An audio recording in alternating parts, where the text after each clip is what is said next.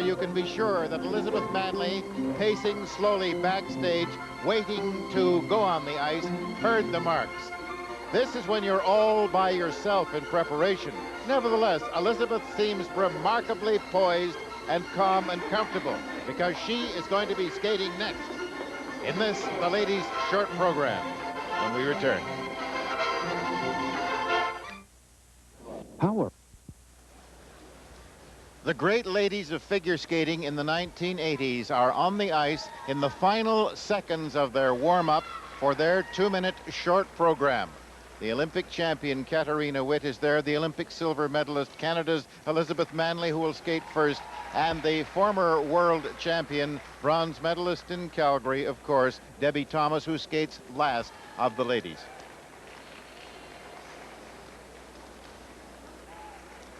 Being 8 minutes of MLA.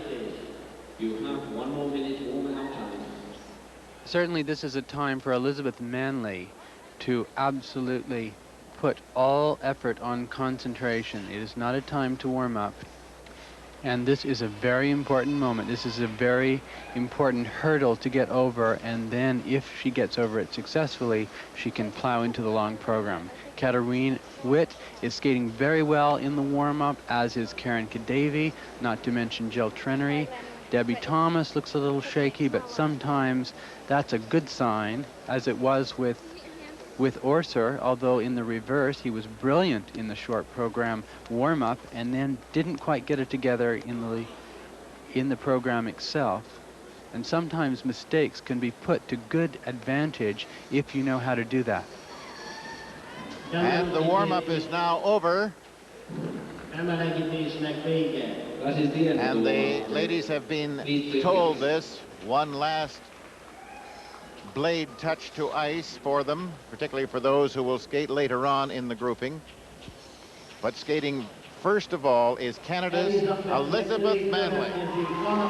Elizabeth was third in the short program in Calgary, and then of course won the long to win that silver medal.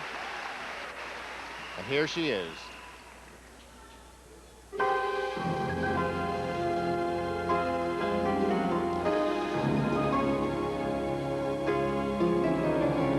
Something very strange has happened, Ted. I don't know really what the problem is, but she has stopped right in the middle of the program. Something's the matter. Maybe the music isn't right.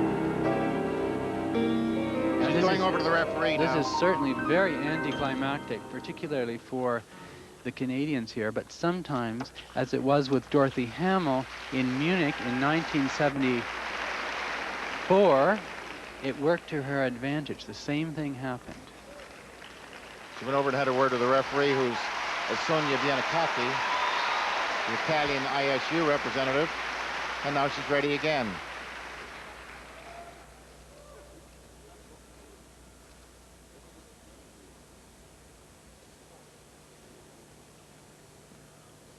This has to be terribly unnerving.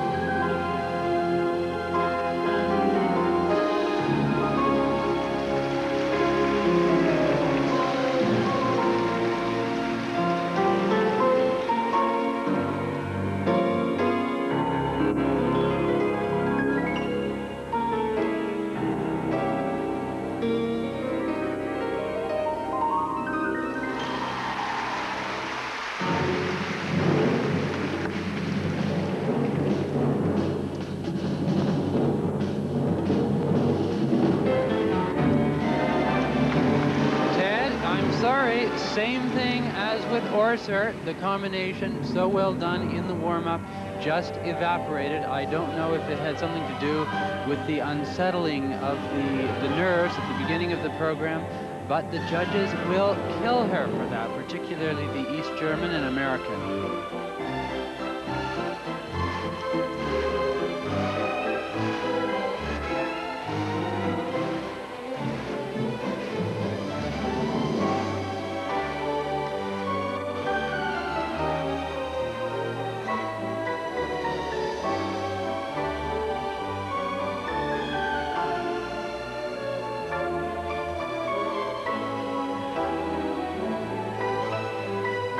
What can never be detected on the television screen is that the temperature of the building and the excitement in the audience has dropped considerably. One can feel a kind of shock wave go through the building because of that mistake.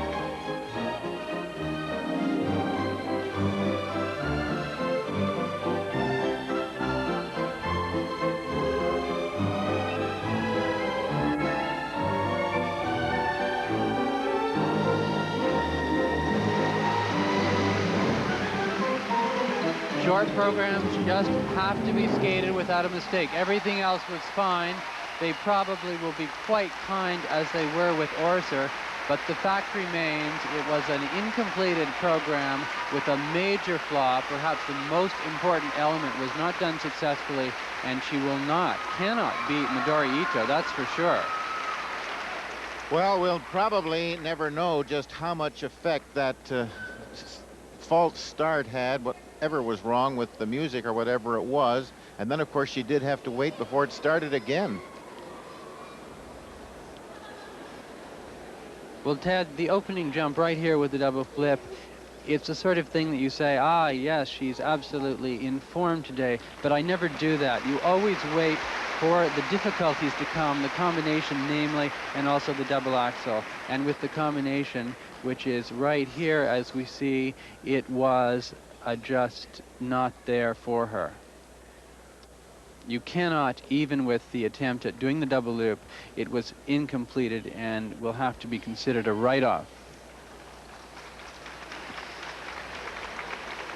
Certainly Audrey Moore, who is a brilliant judge here, a very fair judge, that is the sort of thing that makes your heart pound. She's the Canadian judge. I'm sure that she'll be very fair and just, but unfortunately the 5.9 or maybe even a 6 cannot be pulled out of the box.